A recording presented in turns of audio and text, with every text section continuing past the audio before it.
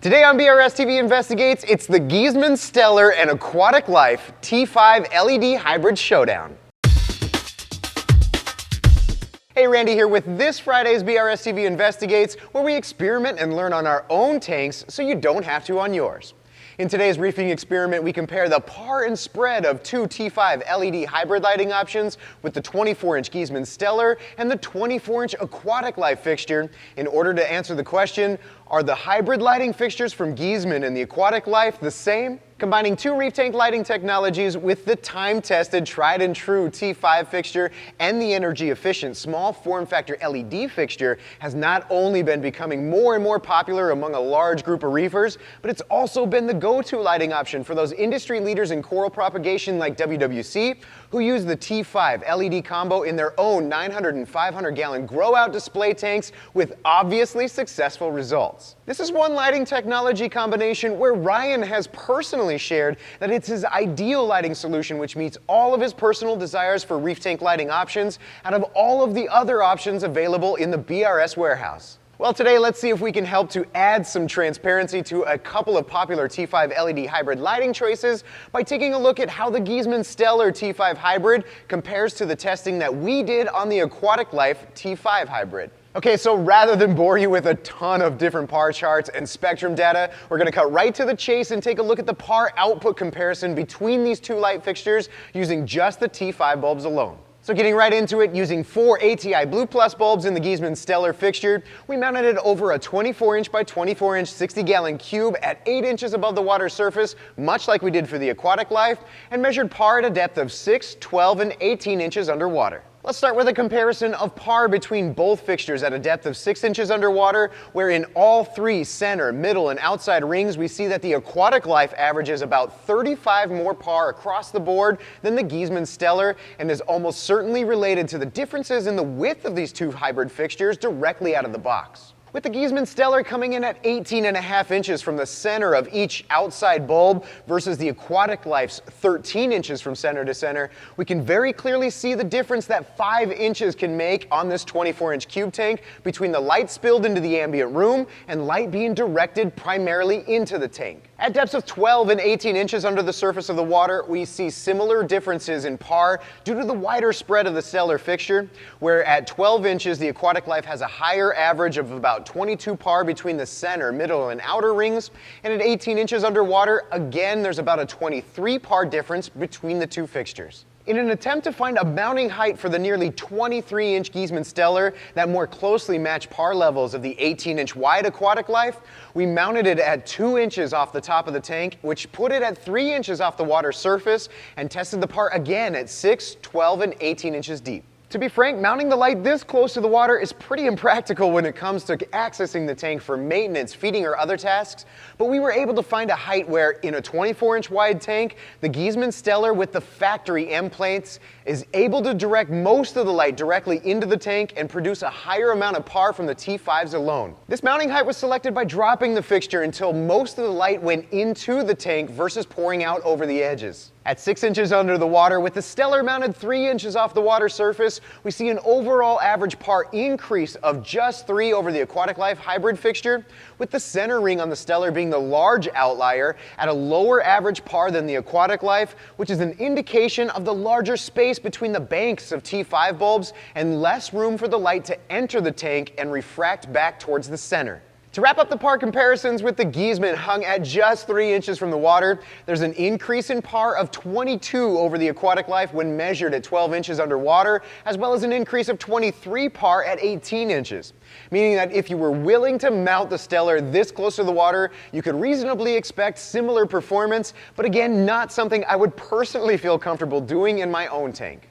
I would almost guarantee that if we were able to shorten the width of the Stellar fixture, we'd absolutely see an increase in par in our 24-inch test tank, and after talking to the team here, it does look like they have intentions of releasing a shorter 19-inch end plate for the Stellar, but since they aren't currently available to us, we were only able to test what we had. As soon as these are available, we might be able to circle back and compare the data again. If you're wondering how those numbers change with the addition of LEDs like the AI Prime, Kessel A360, and the Radion XR15, you can check out the full PAR breakdown in the Aquatic Life fixture episode. Just to share some quick references from that video, at 12 inches under the water, there was an overall average PAR increase of 85 with the AI Prime added to the Aquatic Life Hybrid, 145 PAR average increase with the Kessel A360 added, and a 177 PAR average increase with the Radion XR15. So if you were to add these same LEDs at similar settings to the Giesemann Spectra, it's safe to assume that you could expect similar performance.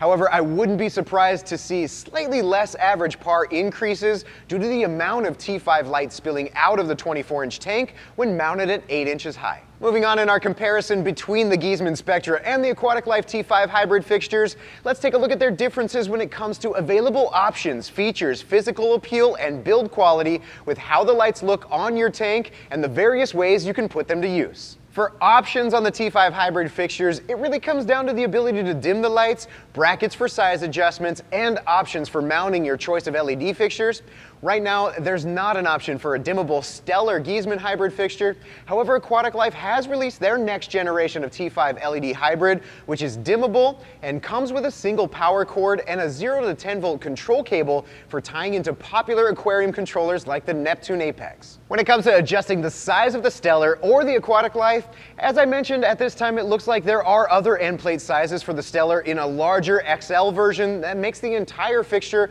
about 24.5 inches and a shortening plate that drops that width to around 19.5 inches. I think the most valuable option that would be useful to a wider amount of reefers would be the shortening plates, and I hope that they become available in the future for reefers to choose. In relation to that, the Aquatic Life Hybrid currently has similar end plate options available that shorten or extend their fixture to 16 or 24 inches respectively, which really makes it a more versatile and usable to a wider majority of common reef tank sizes. Moving on to LED mounting options, Giesemann uses a universal approach and comes with two L-shaped brackets that can slide to any width to support your choice of LED fixture. I will say, however, that using this style of LED light support where the fixture rests on the edges of an L-shaped bracket and is assisted by a double-sided tape strip is not my ideal choice. I would be most comfortable using it for square or rectangular LED fixtures where there's more surface area for the LED to be supported by the bracket. Here again, I approached the team to see if other LED mounting options were available,